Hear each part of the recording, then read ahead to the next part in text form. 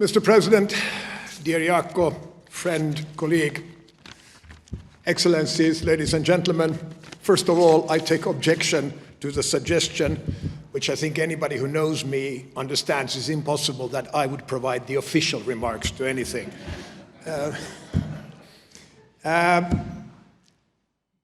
We have all been grown up with the one famous quote on Russia. Russia, a riddle wrapped in a mystery inside an enigma. Winston Churchill, as we all may remember.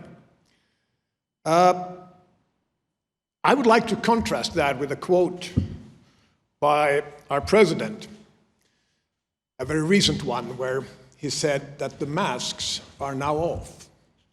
We now see the real personage behind the mask, and a little of the riddle of Churchill has actually been, if not solved, then at least put on display. I will use this opportunity to argue a few points which have way more to do with Ivan IV, Peter the Great, and Catherine the Great, Catherine II, than they have to do with Putin. So I ask for your permission, Carl, to link directly into your last answer. Because, having read, as a much younger man, Richard Pipe's classic treatise from 1974, I must admit that I am even less optimistic about Russia's future than he is, in terms of the time period that may be needed for a true transition. Finland, of course, has to live with this. Finland has always had to live with this. And we live with a country which is not only an enigma, it's a country of contradictions. And these contradictions are papered over with myths, sometimes, quite frequently, outright lies. Now, we have to live with these lies, but we no longer have to buy all these lies.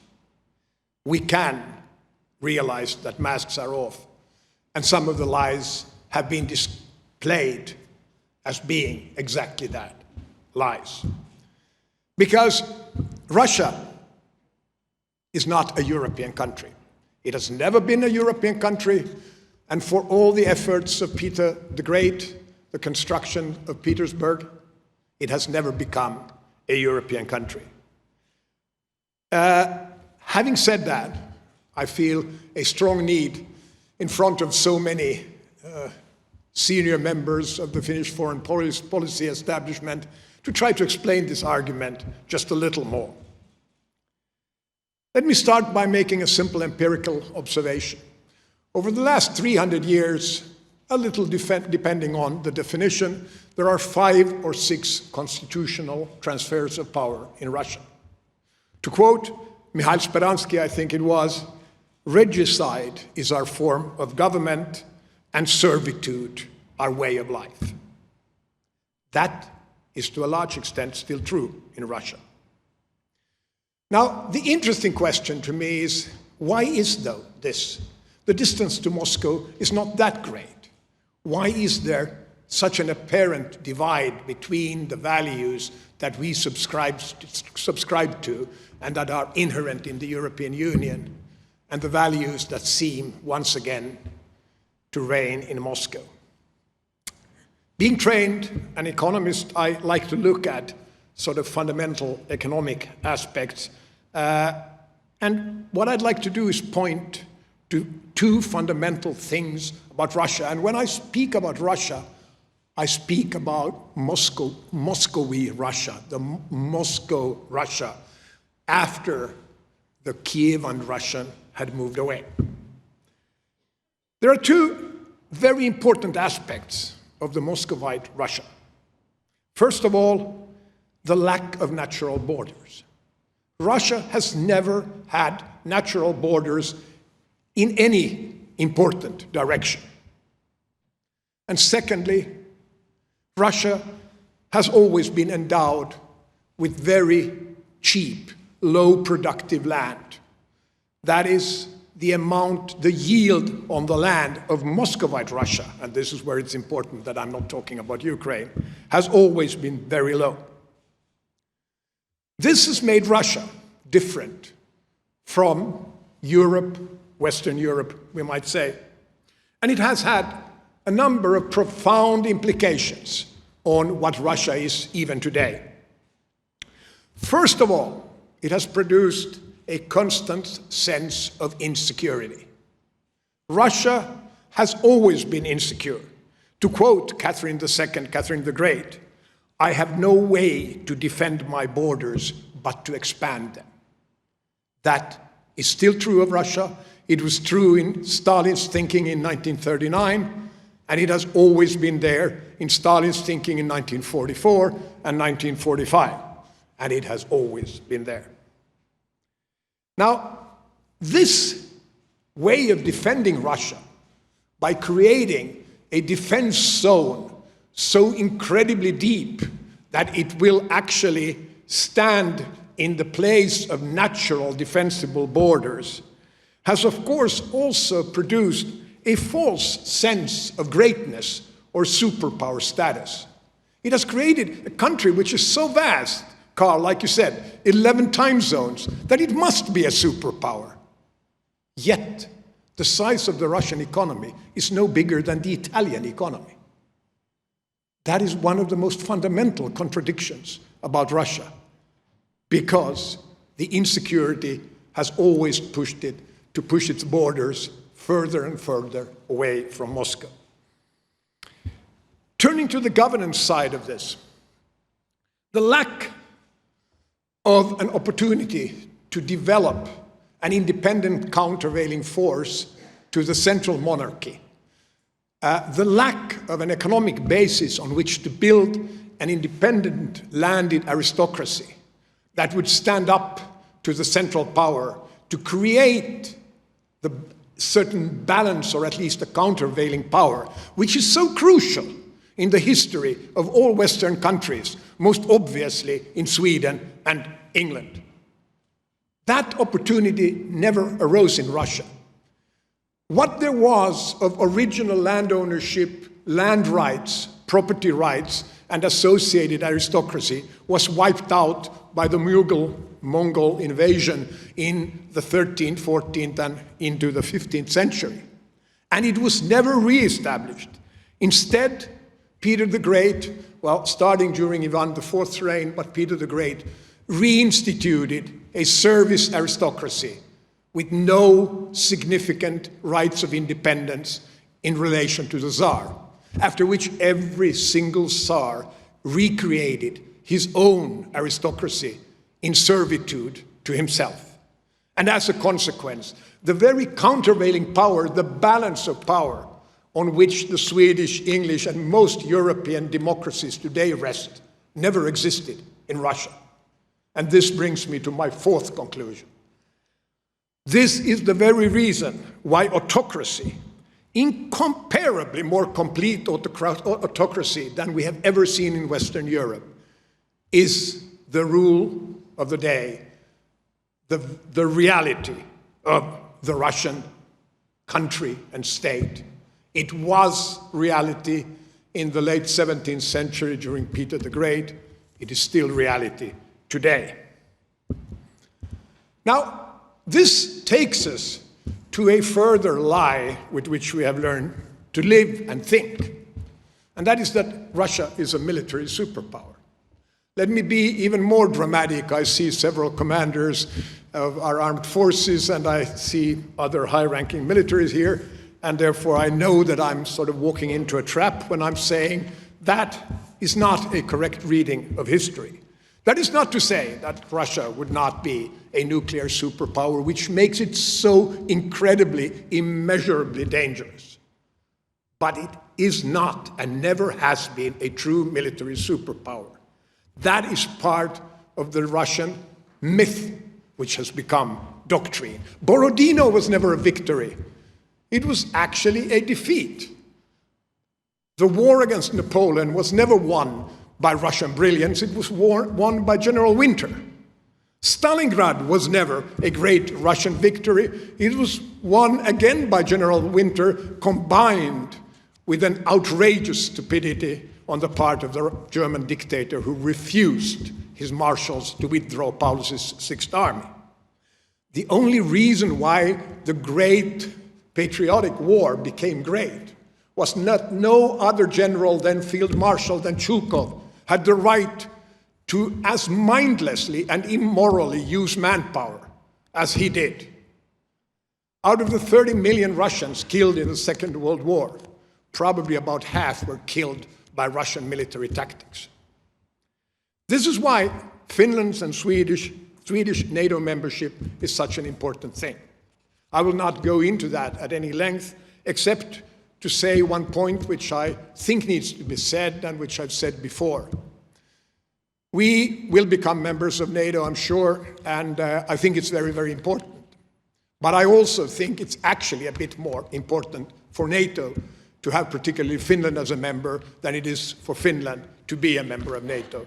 For the very simple reason, as I've stated before, I don't think there is any Russian general as incompetent or drunk enough to argue for a military attack on Finland given the present state of our defenses. However, there is no workable NATO defense plan for the Baltic countries unless Finland provides geographic, logistical, and military support. And for that reason, we will be well received in NATO, and which is something I'm very, very happy about. Finally, I've been asked to say something about business, about the economy, and the situation that has emanated in the world. So let me try to do that. My first observation is very simple. By most standard definitions of war, we are, and I know I'm, again, probably walking into something that I shouldn't be walking into, we are at war. Severe economic sanctions by various international treaties are considered an act of war. And in that sense, you might say the European Union is at war. Now, I will not split hairs here. My point is somewhat different. I think it's very important for us in the European Union, in Sweden and Finland, bilaterally, to argue and think very seriously how one should conduct a war of sanctions. There are many amongst us, we saw that in this morning's newspapers very recently, who would argue that waging a war is an ethical issue. There are people who argue that all-out sanctions, a complete closure of all activities with Russia, is the only ethical way to support the Ukrainian people. Now, I'm the first to step up and say we need to support the Ukraine. However, these ethical arguments, to my mind, are militarily nonsensical, and they are even dangerous. Now, why am I saying that? Because, and now I have to quote one of the greatest commanders of armor in human history, the American General George Patton, and I ask for your forbearance because you cannot quote Patton without quoting his profanities, so there will be some profanities here. Now, what George Patton said about war, I think is very instructive, even in this connection. What he said was, you don't win a war by dying for your country. You win a war by making the other son of a bitch die for his country. And the same thing is so true about economic sanctions. You do not win a war of sanctions by issuing or creating sanctions that hurt you more than they hurt the other guy. I refrain from calling Putin a son of a bitch. Now, that is very, very important when today we look at the proposed sanctions. Because when I look at the decision which is presently on the table in Brussels about the structure of the oil sanctions, I think that there are people who have begun to see the light. Because I think it makes perfect sense to allow trade in pipelined oil and to issue a sanction against shipped oil. Because there's an open international market for shipped oil, which you can access and thereby prevent excessive economic damage. And now, of course, you all see where I'm leading. It is nonsensical to issue ethical arguments in favor to extend sanction into natural gas, which actually would hurt Western Europe significantly more than it would hurt Russia. So therefore, we should not give in to arguments in war from people who are not trained in waging a war. Therefore, we have to remain sensible. We have to understand not only that we will wage this war in a sensible way, we will also have to understand that there will come a day of peace. That day of peace will not be the final solution to everything, because once more, as Richard Pipes noted, it will be at least 3 generations before Russia may become European. We have to be able to live during those 3 generations. Thank you.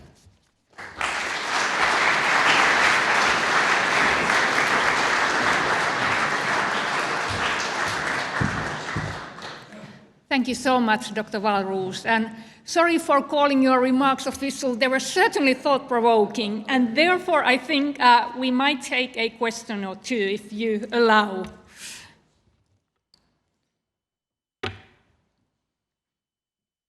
Who would like to go first?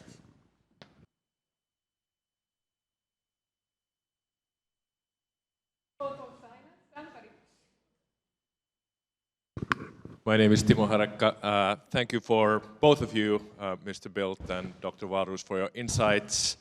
Mr. Bildt mentioned China, so I have a very simple question. Do you see, after decades of globalization, that we are headed towards a bipolar world? And what should we do about this setup of West and the rest, or should we do anything? It is, of course, as the Americans would say, a $64,000 question. First, I would like to just for the record make the point that, of course, this is not a world of our creation. For those who argue against a bipolar world, those who argue in favor of what they call a multipolar world, for them, of course, they need to understand that this is a situation where the apparent bipolarity has been created by someone outside, in a sense, the argument, that is Russia. The flagrant act of aggression, of course, calls for, requires a response. And as allies sign up to a joint response to the values which we hold dear and we hold dear in common, then of course an illusion or an image of bipolarity strengthens.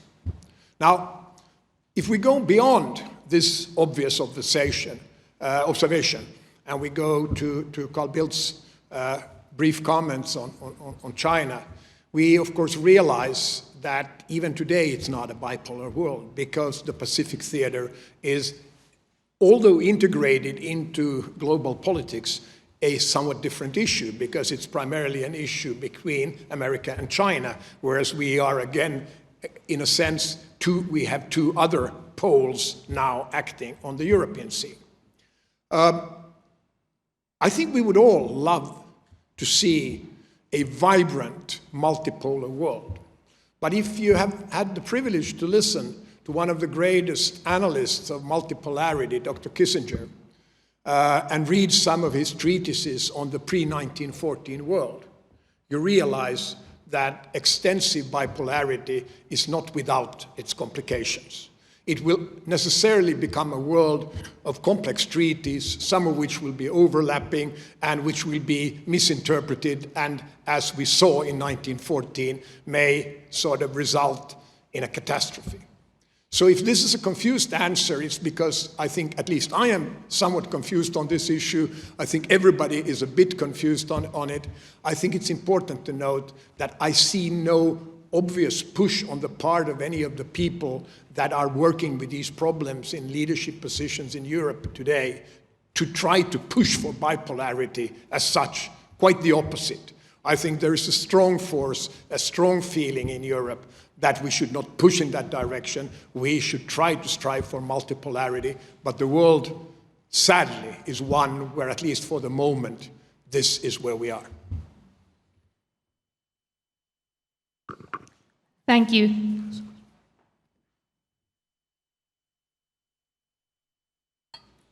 Hello, my name is Sinikukka Saari. I'm from the Finnish Institute of International Affairs. A question to you, Dr. Wahlroos. I was somewhat perplexed by your comments on sanctions, so therefore I would like to ask, do you really see that kind of continuing business as before is really the way forward? Don't you think that cutting dependencies on Russian hydrocarbons would be a worthwhile exercise?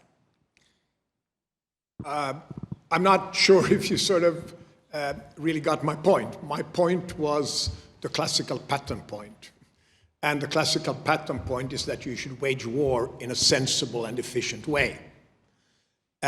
War is not about cutting hydrocarbons for environmental purposes. War is about hurting your enemy more than you hurt yourself. No one has ever won a war by shooting himself in the foot. Now, what that means is not that we should stay away from sanctions, quite the opposite. You will not find another friend, bigger friend of sanctions in this hall than I am. It is extremely important that the Western world has been able to come together in extensive and intelligent sanctions. I am, however, older than you, and as a consequence, I remember Jimmy Carter's response in the late 1970s when he introduced a wheat embargo on Russia, which had absolutely no effect on nothing. He was succeeded by Ronald Reagan, who fortunately had more intelligent advisors. One of them was Richard Pipes, by the way. After which the American sanctions turned to high-tech, which had immense implications, not just on the immediate relationships, the immediate power balance, but particularly over a longer period where Russia fell further and further back from the front line of technological development. That is an intelligent way of waging a sanctions war compared to sanctioning wheat, of which there was a certain abundance in Russia at the time. The same argument applies today. Thank you. Perhaps one more.